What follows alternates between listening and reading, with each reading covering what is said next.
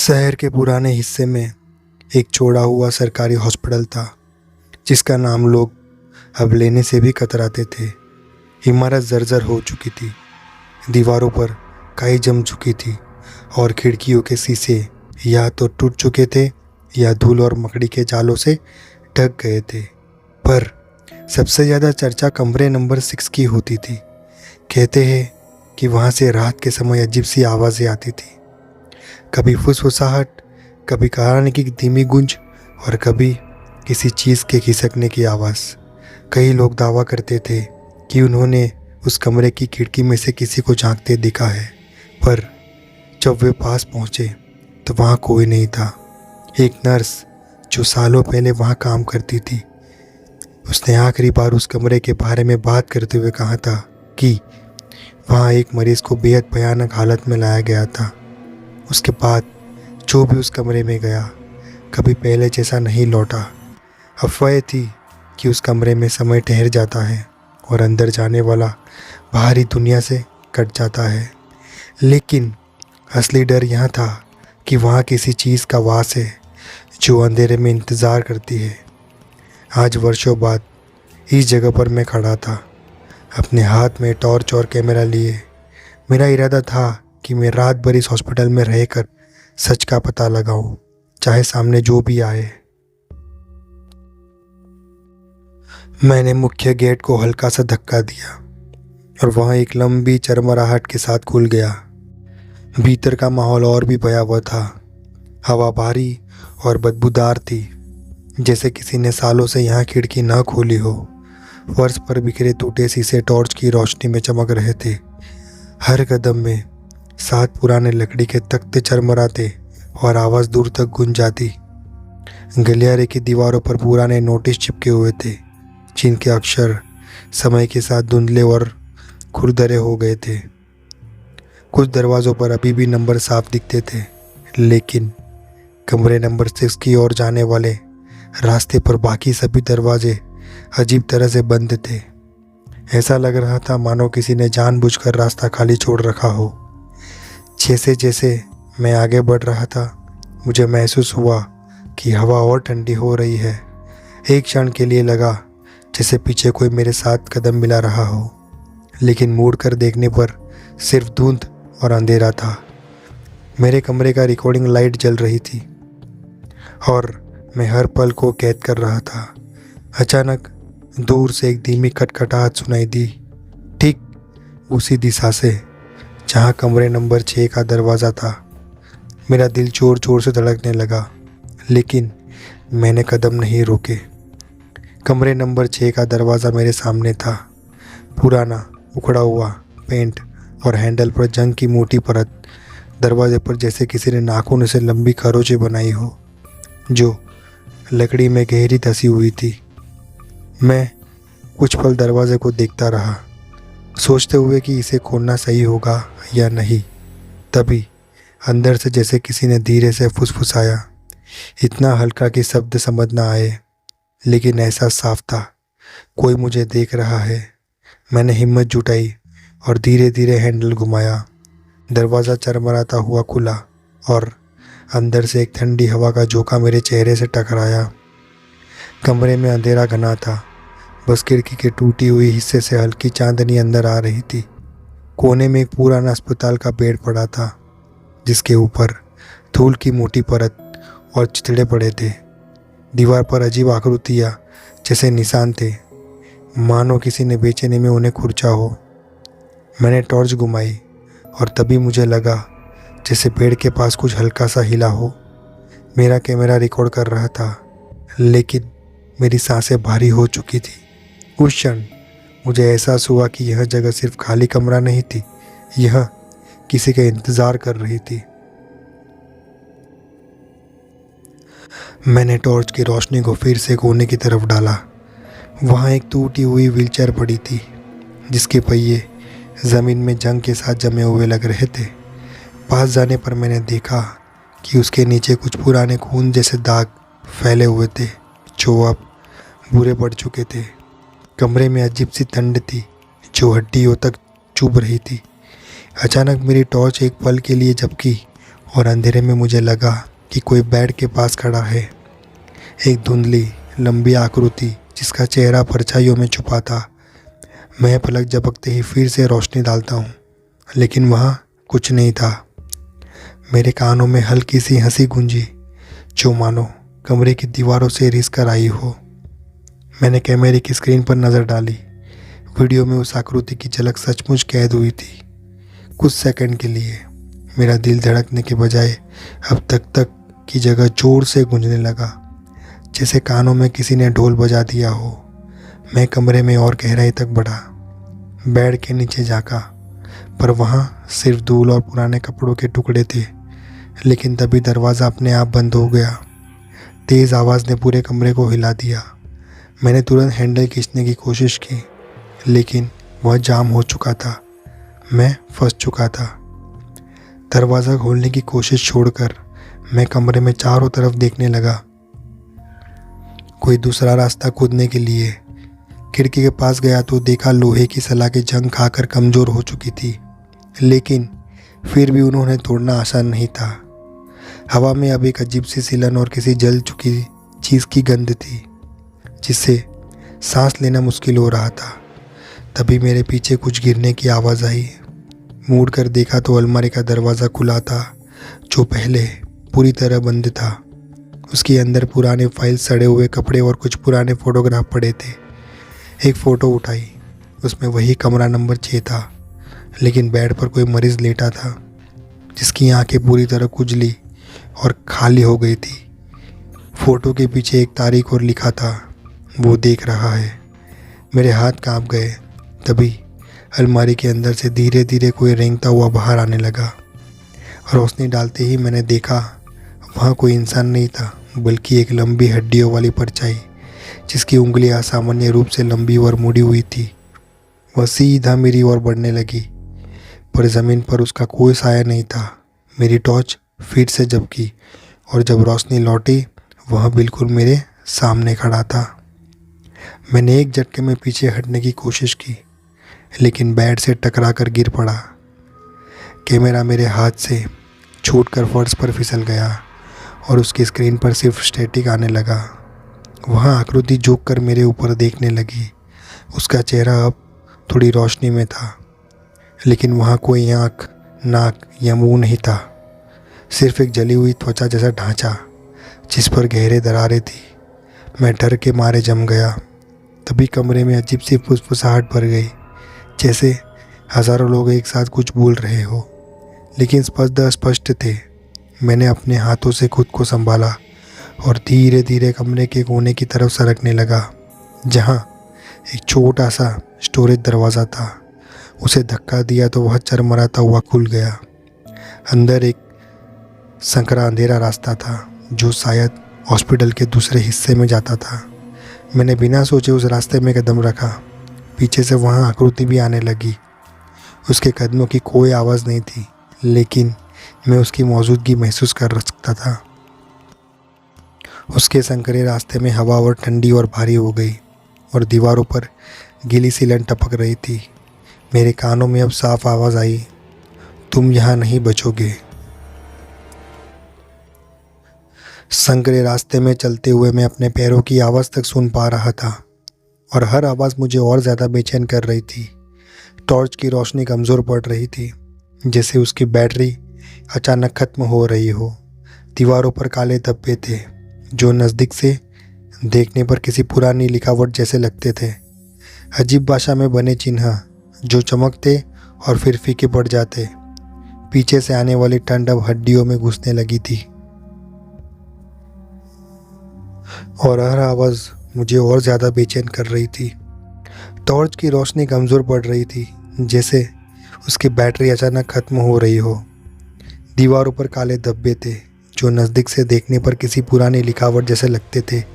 अजीब भाषा में बने चिन्ह, जो चमकते और फिर फीके पड़ जाते। पीछे से आने वाली ठंड अब हड्डियों में घुसने लगी थी। मुझे एहसास था कि वो परछाई अब भी मेरा पीछा कर रही है, लेकिन वह सीधे नहीं दिख रही थी। अचानक रास्ता एक छोटे कमरे में खुल गया। वहाँ पुराना ऑपरेशन टेबल रखा था, जिस पर जंग लगे औजार बिखरे पड़े थे। औजारों पर सूखे खून जैसे निशान थे और एक कोने में टेढ़ी मेढ़ी कुर्सी पर किसी का फटा हुआ कोट टंगा था। जैसे ही मैं आगे बढ़ा, दरवाज़ा अपने आप बंद हो गया और कमरे में हल्की रोशनी जल उठी। लेकिन वह बल्ब टेबल के ऊपर नहीं, बल्कि कमरे के बीच हवा में लटका था। उसकी रोशनी में दीवार पर मेरी परछाई के साथ एक दूसरी लंबी और टेढ़ी परछाई भी नज़र आ रही थी, जबकि कमरे में मेरे अलावा कोई नहीं था। मैं उस अजीब रोशनी में खड़ा था और मेरी नज़र टेबल पर रखी एक फ़ाइल पर पड़ी। फाइल के पहले पन्ने पर मोटे अक्षरों में लिखा था, कमरा नंबर 6, विशेष केस रिपोर्ट। मैंने पन्ने पलटे तो तस्वीर दिखी, जली हुई लाशें, फटी हुई आंखें और ऐसे निशान जो किसी इंसान के हाथों से नहीं बने। हर पन्ने के नीचे सिर्फ एक वाक्य लिखा था, वह लौट आया है। अचानक कमरे में किसी ने गहरी सांस ली, जैसे कोई मेरे ठीक पीछे खड़ा हो। मैंने धीरे धीरे मुड़ कर देखा, लेकिन वहाँ सिर्फ अंधेरा था। तभी मेरी गर्दन पर ठंडी हवा का झोंका महसूस हुआ, जैसे किसी ने पास से फूंक मारी हो। मैंने टॉर्च घुमाई और क्षण भर के लिए वह बिना चेहरे वाली आकृति फिर सामने थी, लेकिन इस बार उसका शरीर टेढ़ा होकर दीवार से चिपका था, मानो वह दीवार के अंदर से झांक रही हो। मैंने डर के मारे फाइल गिरा दी और वह फाइल अपने आप पलटने लगी। पन्ने तेजी से उड़ते हुए आखिरी पेज पर रुके, जिस पर लिखा था, तुम अगला हो। यह पढ़ते ही मेरी सांसें रुक सी गई। मैंने एक कदम पीछे लिया, लेकिन ऑपरेशन टेबल अचानक जोर से हिला, जैसे किसी ने नीचे से धक्का दिया हो।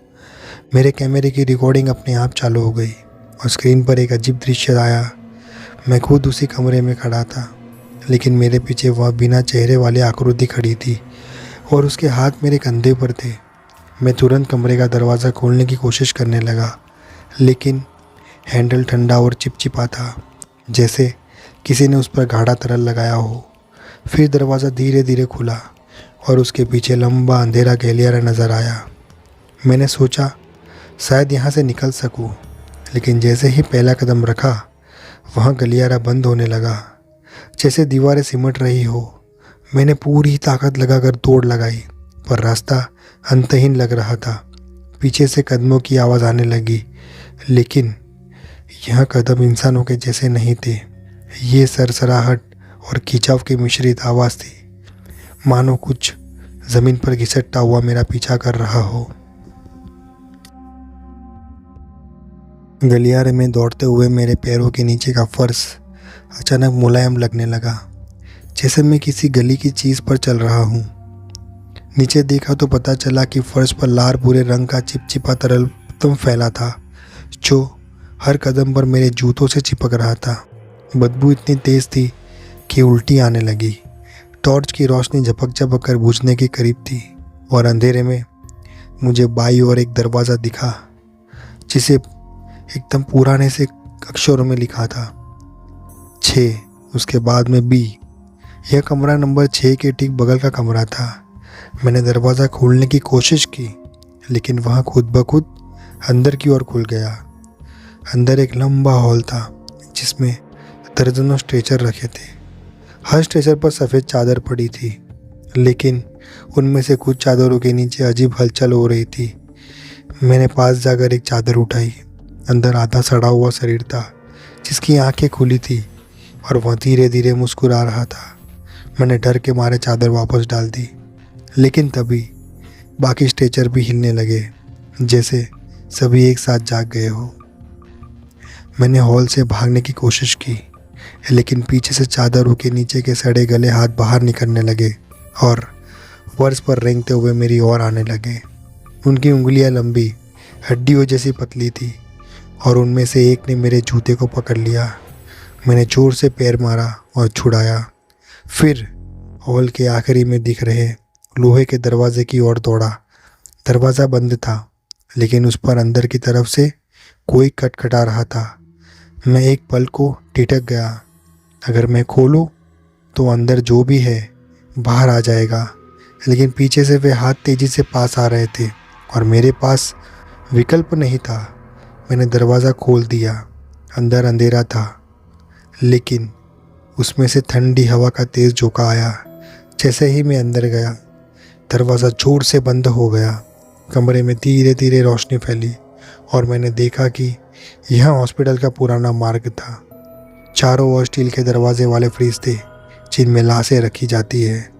पर डराने वाली बात तो ये थी कि हर दरवाज़ा थोड़ा खुला था और अंदर से हल्की सांसों की आवाज़ आ रही थी।